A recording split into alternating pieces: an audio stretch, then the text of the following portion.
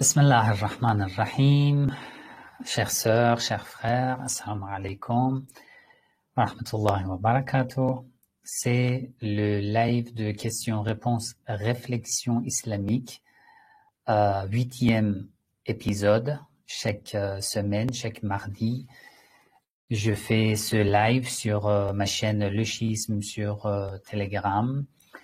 Et c'est la 8e semaine que nous avons commencé cette série de live de questions-réponses pour pouvoir répondre à vos questions. Très bien. Alors, on commence. Mohamed, tu as levé la main. Active ton microphone, s'il te plaît. Je t'écoute. Assalamu alaikum wa rahmatullahi wa barakatuh. Alaykoum assalam wa rahmatullah. Comment vous allez? Alhamdulillah, ça va et vous, vous allez bien? Alhamdulillah, barakallah. Alhamdulillah. Je vous en prie. Cheikh, alors ça c'est la première fois que je viens dans le live, donc j'ai vu un petit peu vos anciens lives Telegram et j'ai trouvé ça intéressant. J'aurais quelques questions, j'en ai beaucoup, mais à chaque fois je vais poser une seule parce que je sais que les autres frères et sœurs voudraient en poser. Et je voulais vous Oui, s'il demander vous plaît.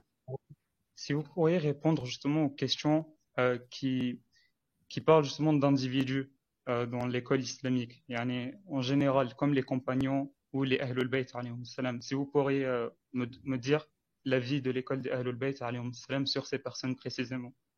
Quelle personne exactement? Donc, la première, elle s'appelle Atiqa bint Zayd. Atiqa bint Atira. Zayd. Naam. Alors, vous pouvez... Atira, oui. Ensuite, Asma bint Abu Bakr. Oui. Et finalement, Fatima bint al-Khattab.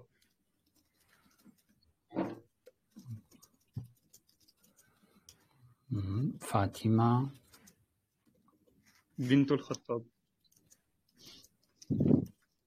Oui. En fait, la réponse à cette question nécessite que je vous montre des sources. Donc, si vous me permettez, du fait que, en fait, les informations par rapport à ce genre de sujet sont historiques, je peux Oui. garder cette question, j'ai noté, pour répondre en fait à cette question la semaine prochaine. Comme ça, je vérifie bien les sources Naam. et je vous donne une réponse utile et profitable et complète. Inch'Allah. Barakallahu fikum, D'accord. Cheikh. Je vous en prie, j'ai bien noté. Très bien.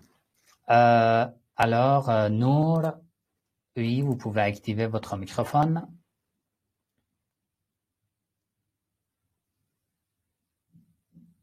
Salam alaikum Sayed, vous m'entendez? Oui, oui, j'entends bien. Alaykoum assalam wa rahmatullah. Oui, alors j'ai moi aussi plusieurs questions, mais je vais en poser qu'une pour le moment. Je voulais savoir que dit l'islam sur les prouesses scientifiques de l'homme. Par exemple, ils peuvent prévenir les météos, enfin les phénomènes naturels, alors que souvent dans les versets du Coran, ceci est attribué à Allah. D'accord. Pareil pour tout ce qui est maladie, les médicaments, etc. Puisque les gens rationnels, ils donnent des explications à tous ces phénomènes-là, alors que nous, en tant que croyants, nous savons que cela vient de Dieu. D'accord. Très bien. J'ai bien noté. Merci pour la question. En fait, cette question est liée au savoir de Dieu. En arabe, on dit ilmullah. Alors, je vous donne quelques explications en résumé. Et je sais que concernant cet attribut de Dieu, ilmullah, le savoir de Dieu, j'ai déjà donné des explications dans la série de podcasts Leçon chiite sur ma chaîne YouTube. Mais en général, ce que nous devons savoir concernant le savoir de Dieu et ce dont Allah parle dans le Coran, c'est exactement quel savoir. Et ce que l'homme peut savoir, ça c'est de quel type de savoir? Je vous donne une explication maintenant. Alors, par rapport au savoir de Dieu, surtout dans ma vidéo que j'ai publiée il y a 1 mois ou 2 mois en réponse à Majid Okasha concernant le libre arbitre, là j'ai développé ce sujet est-ce que le savoir de Dieu, ou on peut dire préscience de Dieu, contredit le libre arbitre ou non? Là, j'ai développé ce sujet, mais ce que nous devons savoir, c'est ça. Le savoir de Dieu et lorsque Allah en parle dans le Coran, que seul Allah sait, que seul Allah peut prévenir, c'est le savoir avant la création des créatures.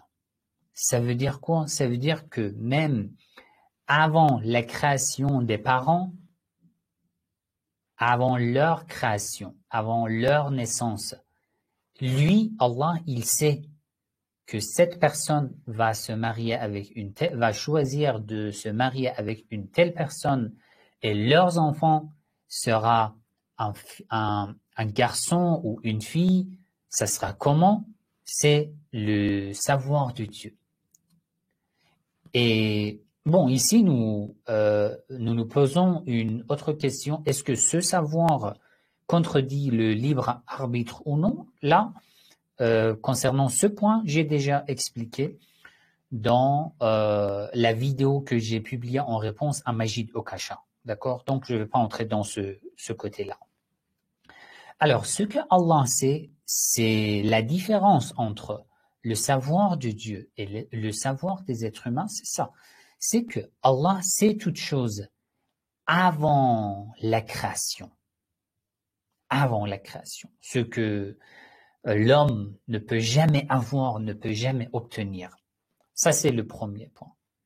Le deuxième point, même après la création, nous pouvons dire que maintenant, avec des analyses, nous pouvons prévenir si le bébé qui va naître sera un garçon, une fille, alors que là aussi, il y a une différence entre le savoir de Dieu et le savoir humain. C'est quoi? C'est al-bada'a. Al-bada'a fait partie des convictions chiites sur lesquelles j'ai donné beaucoup d'explications encore dans la série de mes podcasts Leçons chiites. Ça veut dire quoi? Ça veut dire que parfois Allah sait une chose et il informe même les êtres humains, soit les prophètes, soit les messagers, soit tous les êtres humains, de la réalisation de cette chose, de cet événement. Mais il est possible que lors de la réalisation de cet événement, beaucoup de nouvelles causes qui pourront avoir des effets sur le résultat de cet événement se réalisent, apparaissent. Ces causes, ces éléments qui pourront changer ce phénomène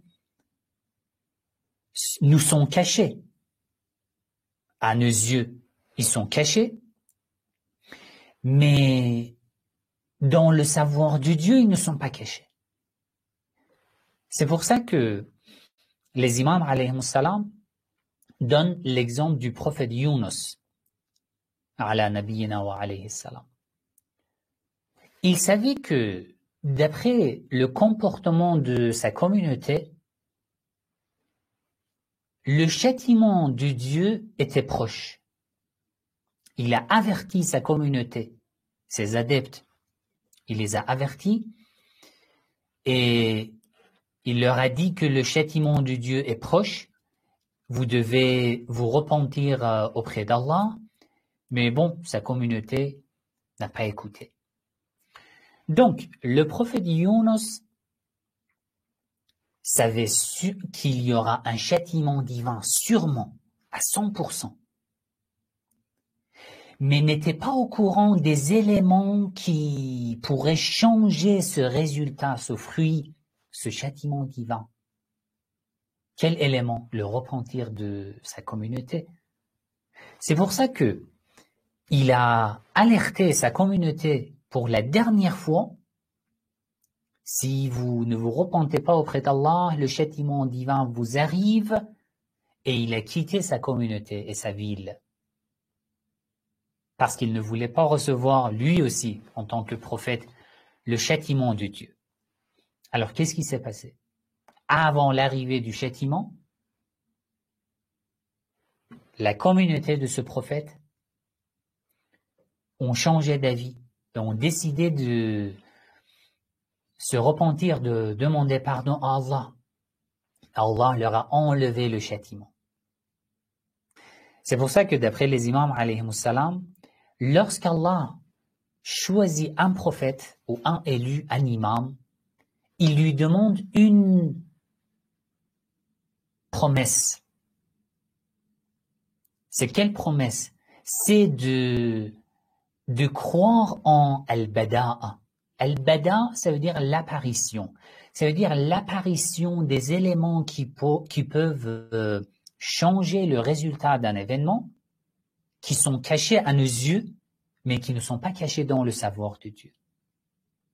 C'est pour ça que dans tous les événements, le prophète Mohammed sallallahu alayhi wa sallam a nommé comme sunnah de dire Inch'Allah. Je vais venir, Inch'Allah. Je vais t'appeler, Inch'Allah. On va voyager, Inch'Allah, si Dieu le veut, si Dieu le veut, si Dieu le veut. Parce que je sais que d'après mon programme, je vais faire cela, cet acte. J'ai tout organisé. Mais on ne sait pas qu'est-ce qui va se passer, quels éléments, quels obstacles vont nous empêcher, quels éléments vont changer le résultat de cet événement. On ne sait pas. C'est pour ça que nous disons Inch'Allah, si Dieu le veut. Dans le savoir des êtres humains aussi, c'est pareil. D'abord, la première différence, c'est le savoir de Dieu avant la création, ce dont Allah parle dans le Coran. Et la deuxième différence, après la création, le savoir de Dieu a une différence avec celui des êtres humains. C'est quoi? C'est que Allah sait tous les éléments, toutes les causes qui pourront avoir des effets sur le résultat de cet événement, alors que ces éléments sont cachés aux yeux des êtres humains. C'est ça la différence entre le savoir de Dieu et, en fait, le savoir des êtres humains. J'espère que c'est clair. Est-ce que c'est clair? Oui, très bien, merci Saïd. Je vous en prie. Sayyid Abdelkarim, active ton microphone, s'il te plaît. Salam alaikum, cher. J'espère que vous allez bien. Alaykoum salam wa rahmatullah. Alhamdulillah. J'aurais 3 petites questions, comme d'habitude, si c'est possible, bien sûr. Oui, la première, s'il te plaît. D'accord. Alors, la première, c'est est-ce qu'une personne qui fait un mal ou un péché par certitude en pensant que c'est un bien, est-ce qu'il sera jugé qu'il a fait un mal? Je ne sais pas si vous comprenez ce que je veux dire. Explique encore. Alors, je donne un exemple. Une Oui. personne qui fait un péché, mais lui, il pense que ce qu'il fait, il a la certitude que c'est un bien, ce qu'il fait. Mais on sait que c'est un péché, nous, les musulmans, par exemple. Oui, je comprends. D'accord, j'ai bien compris. Alors, concernant ce sujet, nous devons catégoriser les actes. Les actes qui concernent notre relation avec Allah, les actes qui concernent notre relation avec nous-mêmes, les actes qui concernent notre relation avec la création, les créatures d'Allah. Par rapport aux actes qui concernent notre relation avec Allah, il est possible que, par exemple, j'ai fait beaucoup de recherches, je crois que cet acte est un acte même conseillé. Si je le fais, j'aurai beaucoup de récompenses. Je le fais, et je le fais régulièrement. Alors qu'en réalité, j'ai fait des erreurs dans mes recherches et que ce que je fais n'est pas un acte conseillé. Par contre, c'est un mal. C'est un mal et cet acte aura beaucoup d'effets négatifs sur mon âme, par exemple, ou dans ma relation avec Allah. Ici, ça c'est tout à fait possible, mais si j'ai fait tout mon effort, tout mon possible, en faisant des recherches, et que j'ai trouvé un acte comme bien, alors que en réalité, c'était un mal, et je le fais, Allah ne va pas me châtier, en fait, j'aurai pas de châtiment au jour du jugement dernier, si j'ai fait tout mon effort. D'accord?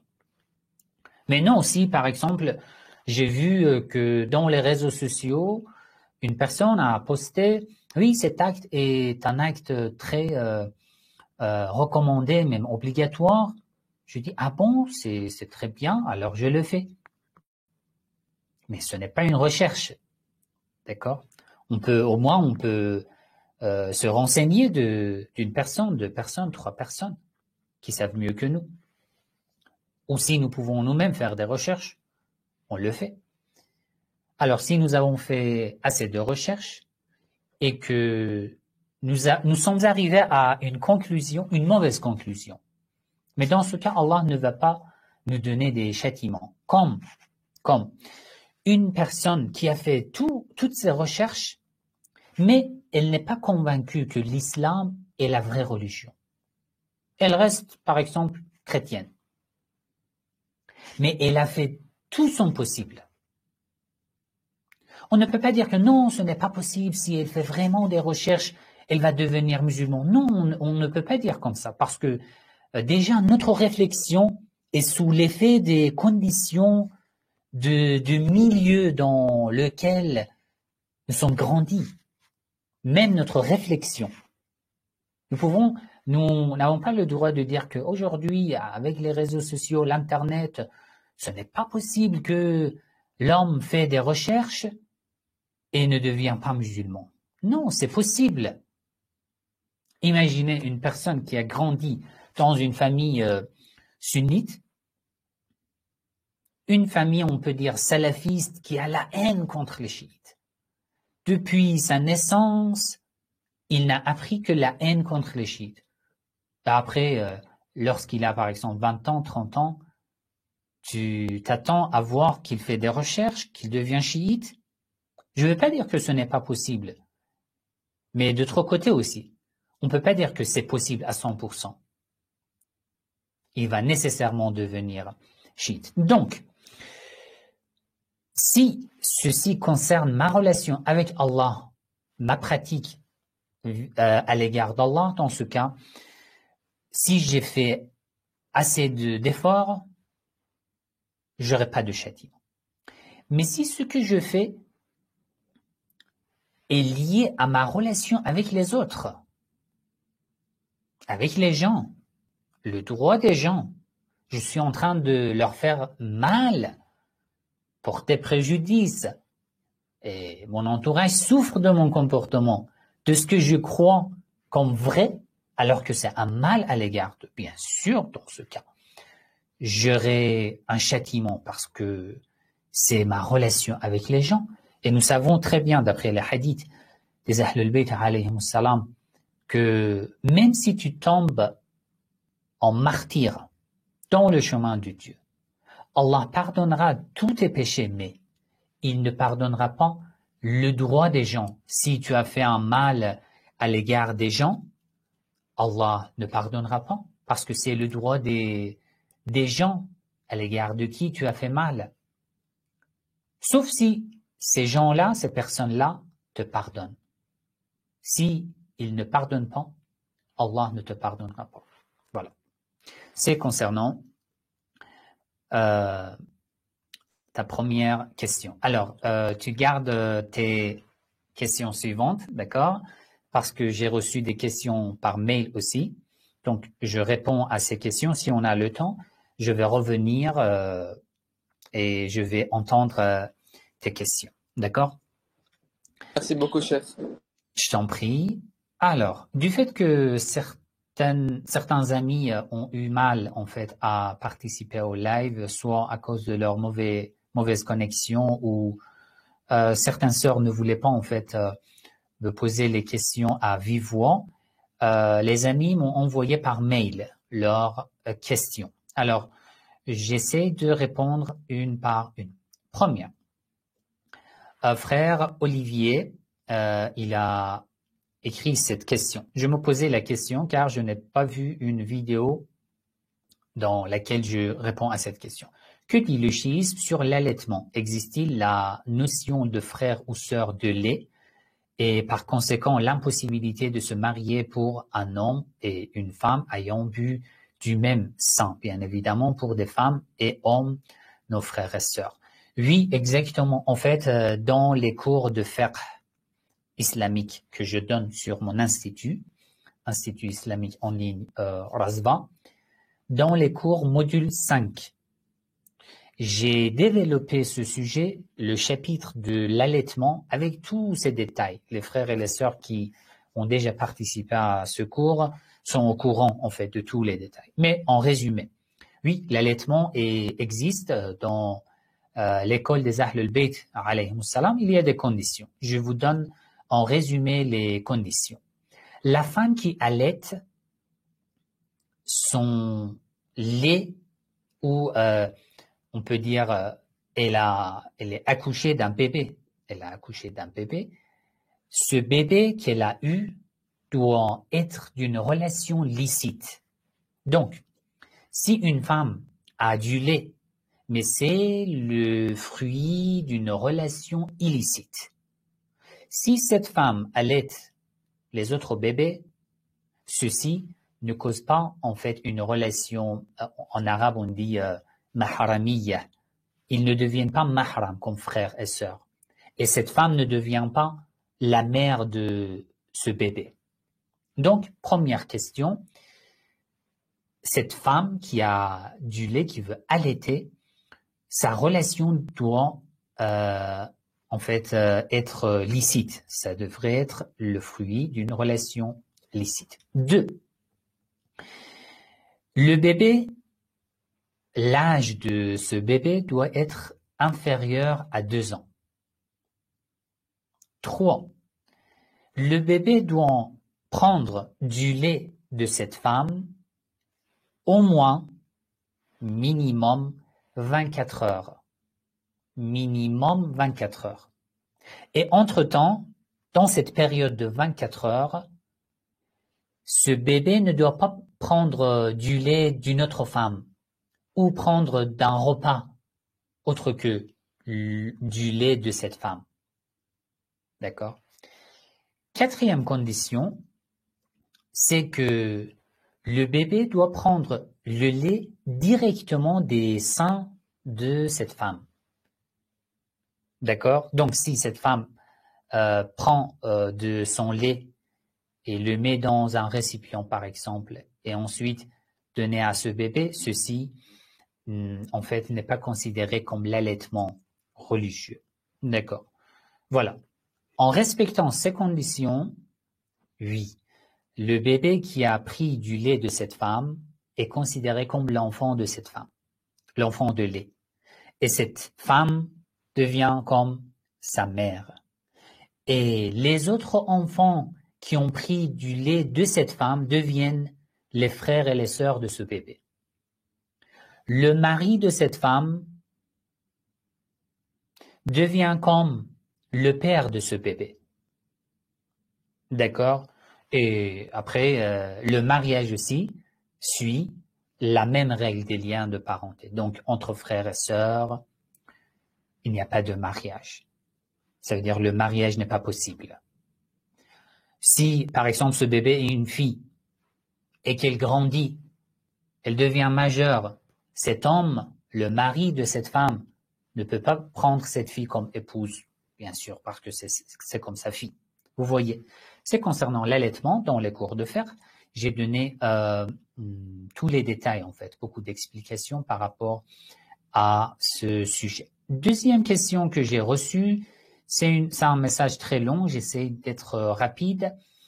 C'est une sœur, elle a écrit, c'est la première fois que je m'adresse à vous directement, donc j'aimerais prendre un instant pour me présenter. Elle se présente et elle dit « J'aimerais vous remercier pour votre travail, je suis convertie au chiisme depuis presque 11 ans et j'ai découvert vos vidéos il y a moins d'1 an. Sachez que La découverte de votre chaîne m'a ouvert une porte à tellement d'informations. Je vous remercie du fond de mon cœur pour le partage de votre recherche, de votre savoir. J'ai enfin eu des réponses à tellement de questions que j'avais depuis des années. Et j'ai plus appris avec vous en ces quelques mois qu'en 10 années depuis que j'ai enfin ouvert les yeux sur l'islam. J'espère que vous réalisez à quel point votre travail est important, de l'impact énorme qu'il a eu sur moi et sur d'autres personnes aussi. J'ai beaucoup changé depuis que j'ai découvert votre chaîne, mon comportement, ma relation avec le monde, la vie, l'au-delà, etc. J'ai pu vous découvrir, que j'ai pu vous découvrir. Alors, la question, j'ai énormément de questions. La première question, un jour, l'année dernière, nous avons perdu notre fille aînée alors qu'elle avait 3 ans. Cette épreuve tellement difficile nous a beaucoup fait grandir. Mon mari, les personnes qui nous sont proches et bien sûr moi. Depuis, j'ai eu la chance de pouvoir échanger avec plusieurs cheikhs, mais j'aimerais beaucoup savoir ce que vous savez sur la mort des enfants. Ma fille a été dans le coma. Est-ce que vous savez si elle m'entendait pendant cette période? Je restais autant que je pouvais auprès d'elle un soir, alors que je lui lisais le Saint-Coran. Elle avait des larmes.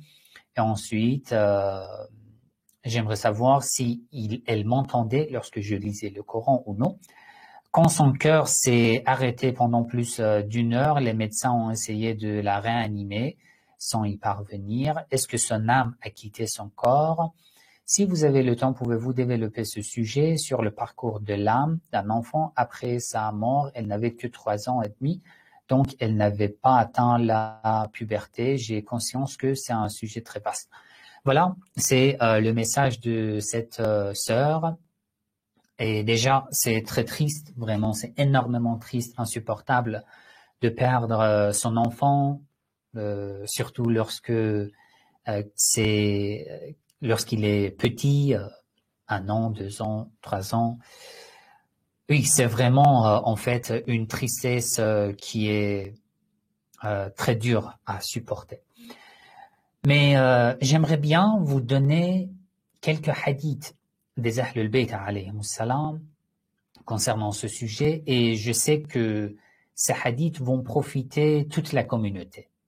C'est pour ça que je vous demande d'écouter, de noter ces hadiths, et après je vais partager cette vidéo sur YouTube aussi. Ça va être très profitable pour toute la communauté.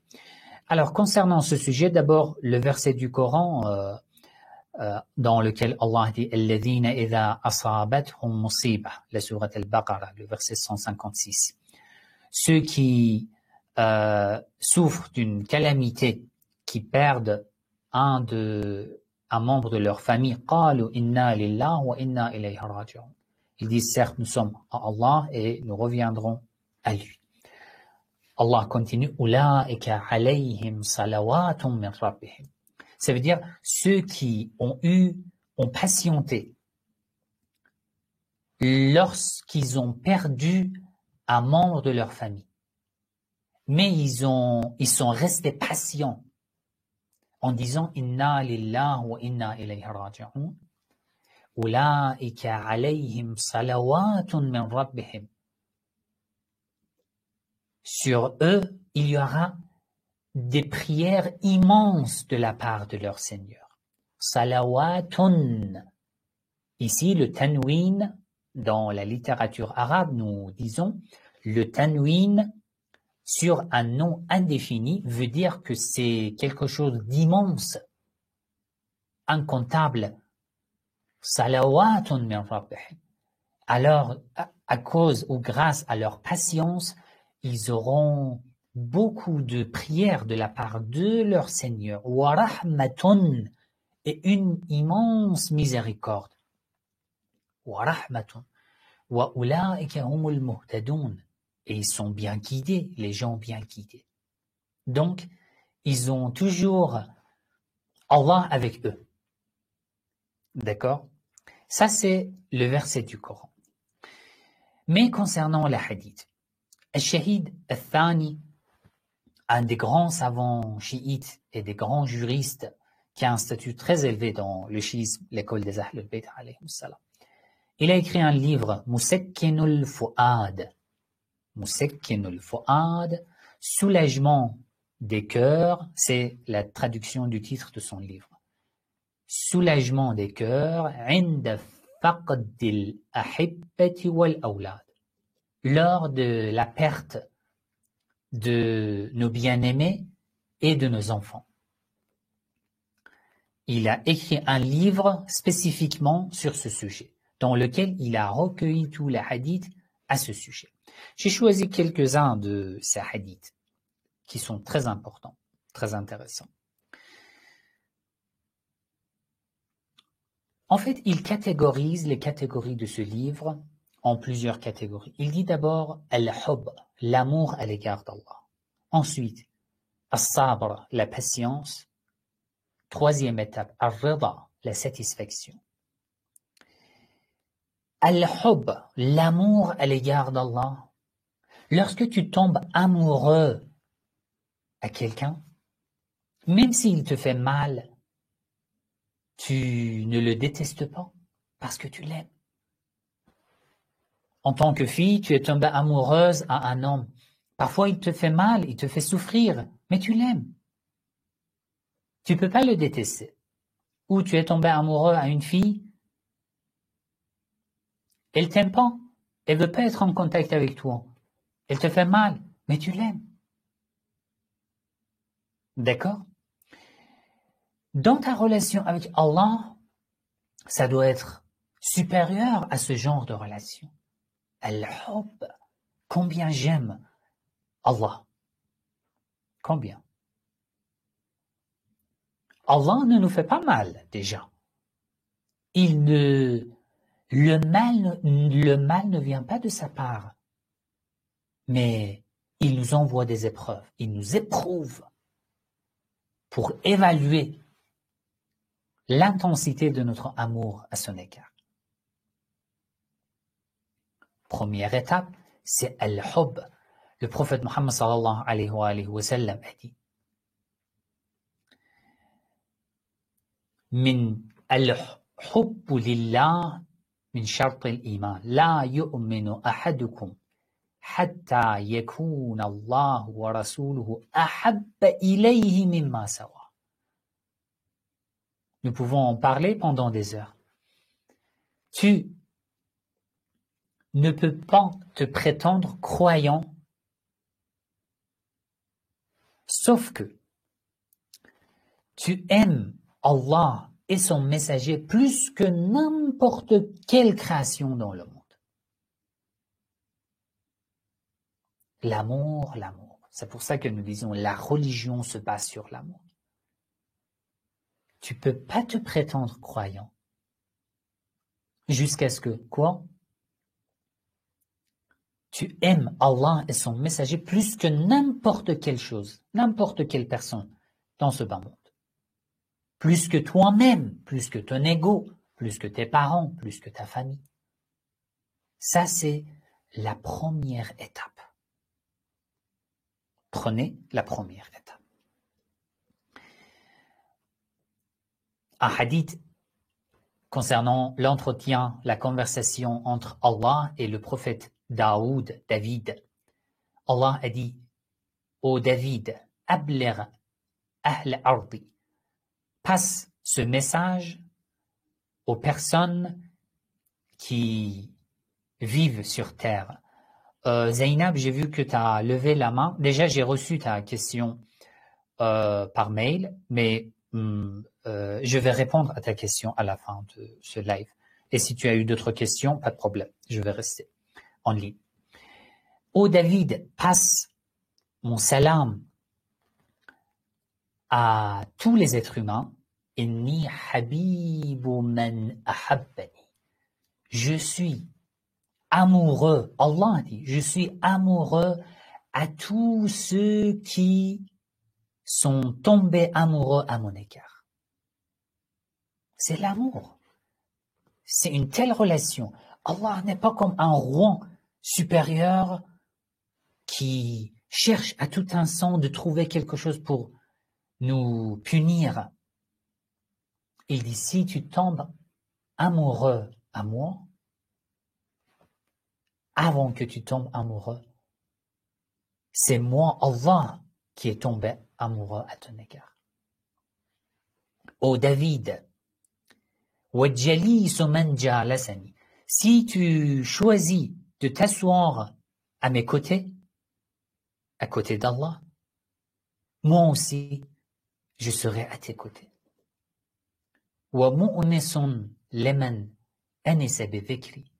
Si mon rappel te soulage, ton rappel me soulage.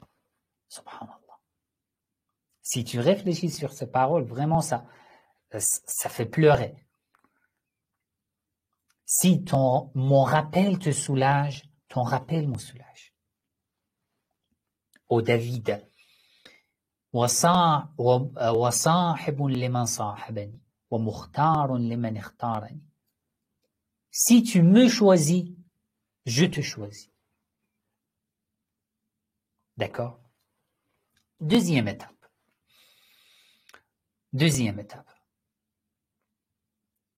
Le prophète Mohammed sallallahu alayhi wa sallam a dit, celui qui perd des enfants, surtout les petits,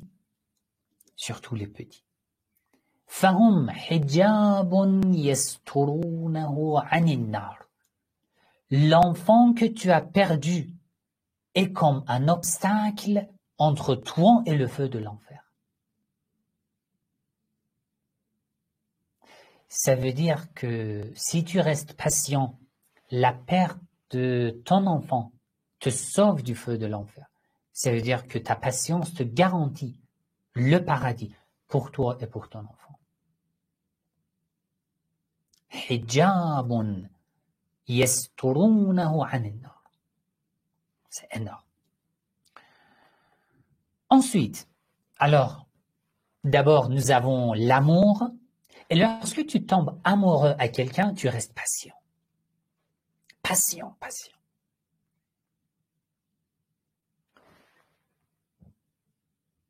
Même s'il te fait mal, mais tu es patient parce que tu l'aimes. Alors, dans la relation avec Allah, tu l'aimes, tu aimes Allah. Alors, tu as perdu ton bébé, ton enfant. Comment rester patient dans ta relation avec Allah? Il y a des gens qui disent que oui, je dois rester patient. Ça veut dire que je ne dois pas pleurer, je ne dois pas faire le deuil. Non, on va pas. Je parle pas de cette patience. Ce n'est pas la patience. Deuxième groupe, il y a des gens qui disent que oui, je dois patienter pour avoir la récompense de la part de Dieu. D'accord, si tu patientes ainsi, tu auras une récompense. Mais je ne parle pas de cette patience aussi. Je parle d'une autre patience. C'est la patience de ceux qui ont une connaissance profonde à l'égard d'Allah. Quelle patience? La patience dont je vous ai parlé dans le verset du Coran, la sourate Al-Baqarah, le verset 155 jusqu'à 157.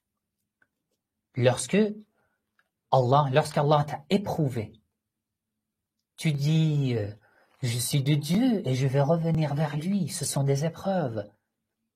Du fait que ces épreuves viennent de la part de mon bien-aimé Allah, à mes yeux, ce ne sont pas des épreuves, ce sont des cadeaux.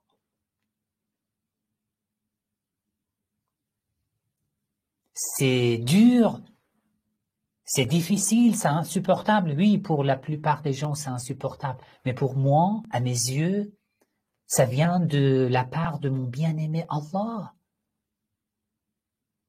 Les épreuves qui viennent de la part d'Allah ne sont que des cadeaux.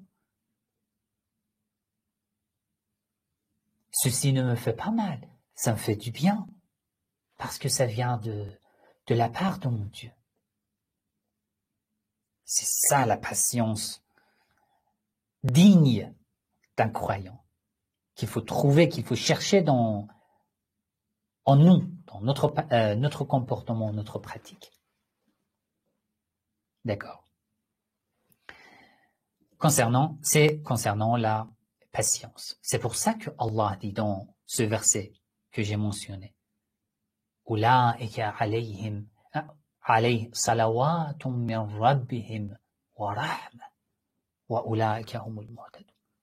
C'est une prière particulière, privilégiée, une miséricorde immense, particulière et privilégiée seulement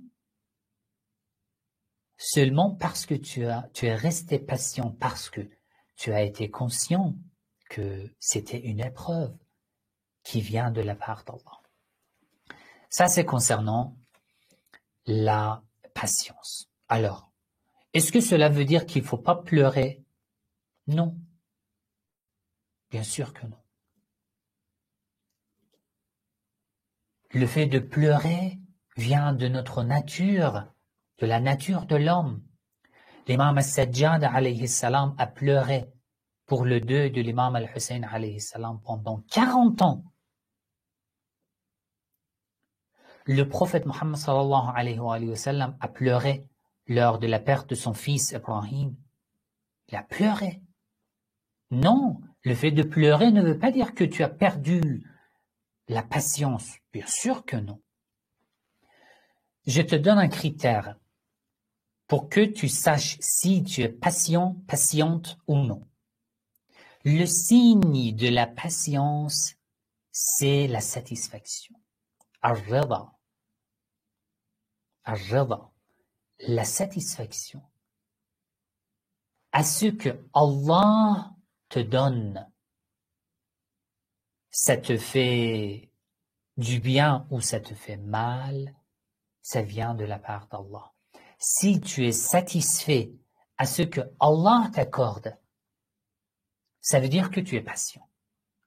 Peu importe si tu pleures, si tu ne pleures pas. Le fait de pleurer n'est pas un signe de manque de patience. Non. Le signe de la patience, c'est la satisfaction. Allah dit dans le Coran, dans la sourate Al-Hadid, la sourate 57, le verset 23, « لِكَيْ لَا تَأْسَوْا عَلَى مَا فَاتَكُمْ وَلَا تَفْرَحُوا بِمَا آتَاكُمْ » C'est le critère, la règle. Ce que tu perds, ne sois pas triste, sois satisfait de ce que Allah a décidé. Ce que tu gagnes, ne sois pas content, parce que tu vas le perdre un jour. L'attachement, cet attachement te montre est-ce que tu perds la patience ou non. Si je ne m'attache pas, ça veut dire que je ne dois pas aimer mon enfant, mon épouse, mon mari. Non, non, non. L'amour ne veut pas dire l'attachement. Le manque de l'attachement ne veut pas dire le manque d'amour. Faites attention de ne pas mélanger ces termes les uns avec les autres. La satisfaction, tu peux avoir la satisfaction lorsque ton cœur est rempli de l'amour divin. Dans ce cas, bien sûr. Un jour,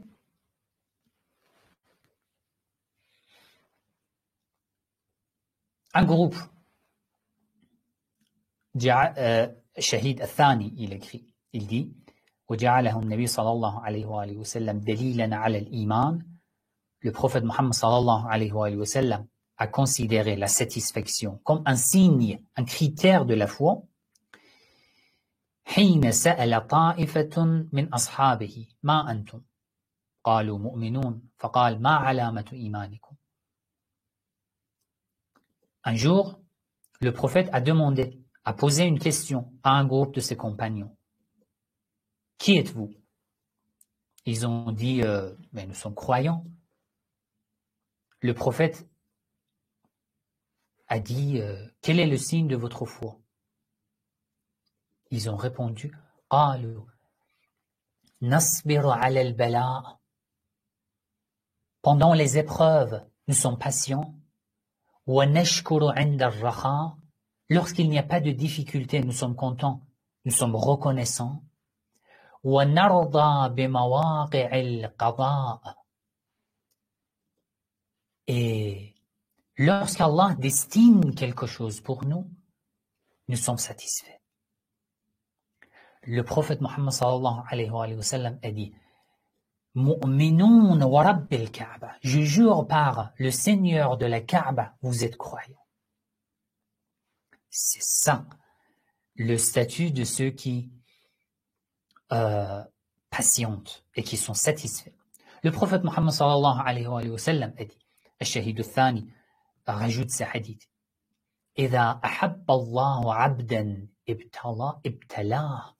Lorsqu'Allah aime quelqu'un, il l'éprouve. Vous avez une expression en français qui aime bien, châtie bien. إذا أحب الله عبدا ابتلاه.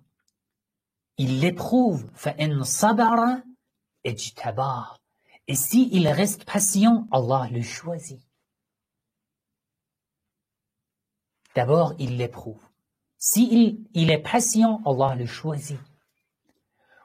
فإن رضي اصطفاه. Et s'il reste satisfait face à la volonté divine, اصطفاه.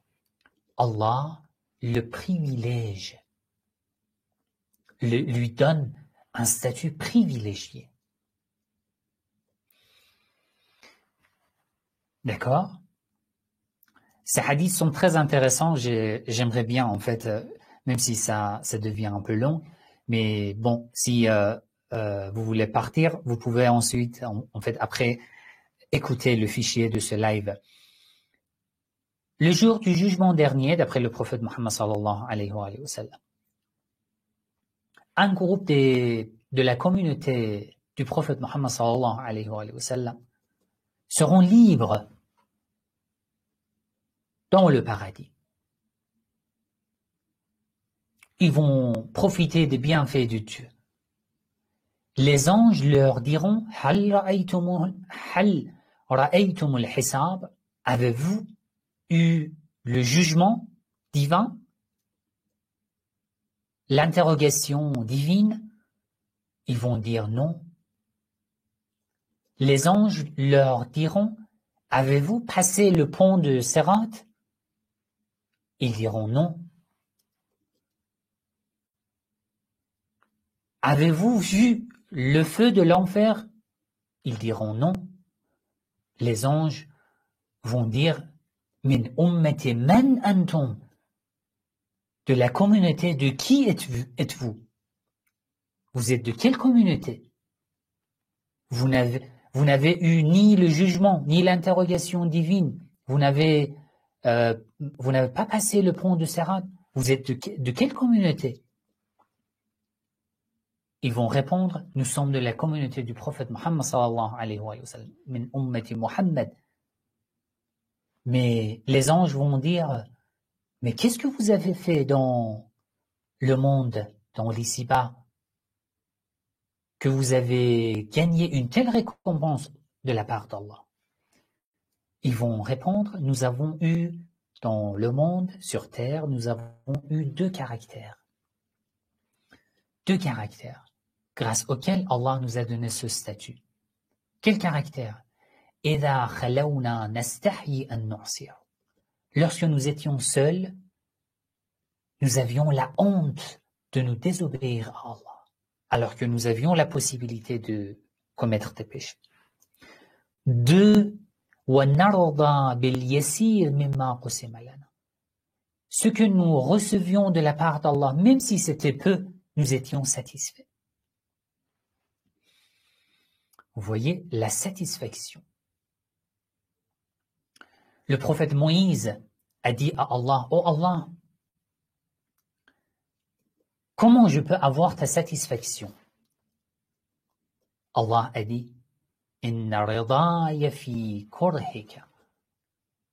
Tu pourras avoir ma satisfaction, mais dans ce chemin, il y aura beaucoup d'épreuves qui te font mal, mais le résultat, c'est ma satisfaction.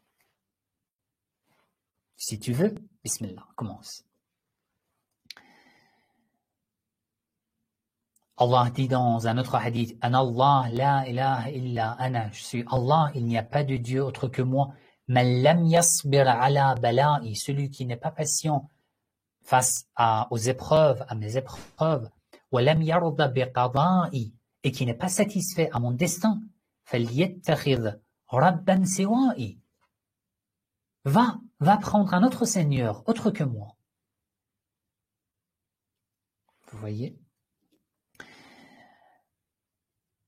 L'imam al-Sadiq alayhi salam a dit sifatul rida, la satisfaction face à Allah, ça veut dire quoi? An tarda al-mahboub wal-makruh. Que tu aimes, que tu sois satisfait de ce que tu reçois de sa part, même si tu l'aimes pas, même si tu n'aimes pas ce que tu as reçu, même si ça te fait mal, ça te blesse, mais tu dois aimer. D'accord? Voilà, en fait, il y a beaucoup de hadiths, mais bon, je le termine ici. Donc, je reviens sur votre question. Oui, lorsqu'elle est dans le coma, son âme vous entend. Parce que son âme est toujours attachée à son corps. Elle vous entend. Lorsque son âme s'est séparée de son corps ne donne plus de signe de vie. Mais son âme vous entend encore. Même si son âme est partie, mais elle vous entend. Et maintenant aussi, elle vous entend. C'est sûr. Mais j'ai lu ce hadith pour vous dire que la vision que les Ahl al-Bayt alayhim salam nous donnent, c'est une telle vision face à ce genre d'épreuve. La question suivante, Zainab a écrit cette question. Ma question, il y a ma sœur qui veut devenir maquilleuse, sauf qu'elle pense que c'est haram. Elle pense que maquiller et être maquillée n'est pas autorisé. En fait, maquiller et être maquillée n'est pas un acte absolument haram. Elle n'est pas un acte absolument autorisé. Cela dépend de la situation. Parfois, ça devient haram parce que parfois, ça devient obligatoire. Si cela t'aide à renforcer, à avoir une bonne relation, en fait, en couple,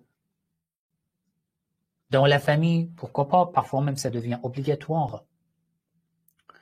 Mais si tu le fais juste pour sortir, attirer par exemple les gens qui n'ont rien à voir avec toi, qui ne sont pas mahram à ton égard, ça devient haram. Donc, ce métier en lui-même n'est pas haram, sauf si on l'utilise dans le but haram.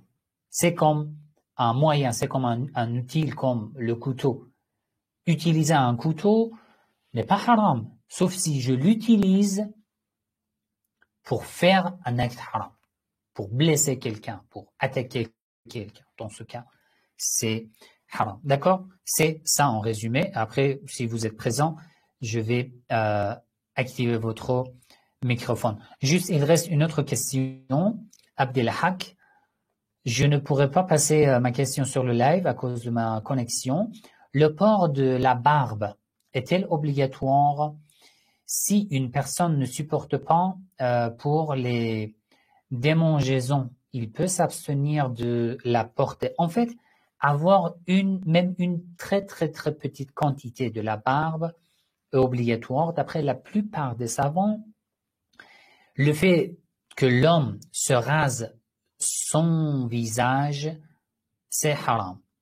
Après, il y a deux groupes de savants. Un groupe dit que si tu te rases ton visage et que tu gardes une partie, ça suffit. Mais il y a un autre groupe de savants qui disent que non. Si tu te rases juste une partie de la barbe, c'est haram. D'accord? Mais donc, garder une très très petite quantité. Cela n'est pas obligatoire d'être nécessairement comme, par exemple, une barbe poussée, mais juste une quantité, une très petite quantité, d'après les savants, est obligatoire. Et il y a des hadiths aussi, en fait, qui l'interdisent. Je pense que, si je me trompe pas, Sayyid Mohammed Hussein Fadlullah, qui est décédé, a un avis différent. Mais maintenant, du fait que je me rappelle pas de son avis exactement, je vais pas dire, mais je peux relire son avis et ensuite vous en parler, Inch'Allah. Très bien. Alors, ça a été très long. Zainab, si vous avez encore une autre question, voilà, la dernière question, vous pouvez activer votre microphone. Sinon, on peut terminer le live. Salam alaikum, Saïd. Oui, alaykoum salam. Rahmatullah. S'il vous plaît, c'était moi là concernant le métier. Oui. Alors, vous avez eu la Non, en réponse? fait, ma question c'était... Non, pas vraiment la réponse précise. Oui. Expliquez alors. Non, oui, en fait, ma question c'était si c'est le métier, le fait de maquiller une femme, c'est haram. Si un homme maquille une femme, Non, si moi, par exemple, plus tard, non, pas de j'aimerais problème. devenir une Pas de problème. maquilleuse. Non, pas de problème.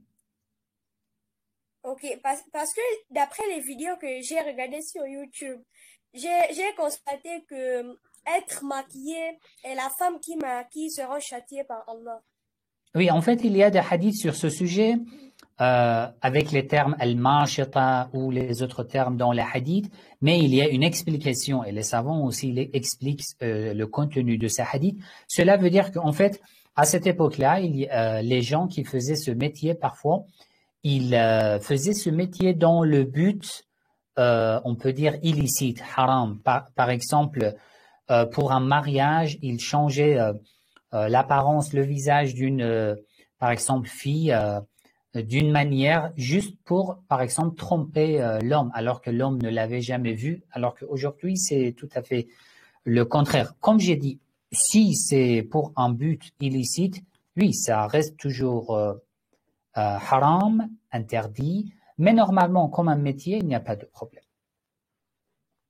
Ok, merci beaucoup, Saïd. Je vous en prie, je vous en prie. Très bien. Ça a été un peu long. Je vous remercie d'avoir participé à ce live. Je vais envoyer dans quelques minutes le fichier de ce live ici sur Telegram. Et comme vous voyez, je publie la réponse à vos questions sur YouTube aussi, sous forme de vidéo. Donc, n'oubliez pas, chaque mardi, sur Telegram, live de questions-réponses. Pour la semaine prochaine, je vais vous envoyer un lien. Ce sera pas par mail la semaine prochaine, ce sera par un lien sur mon site. Si vous ne voulez pas poser vos questions à vive voix, vous m'envoyez vos questions via le lien que je vous donne sur ma chaîne Telegram, le chiisme. Que Dieu vous protège. N'oubliez pas dans vos dua. Assalamu alaikum wa rahmatullahi wa barakatuh.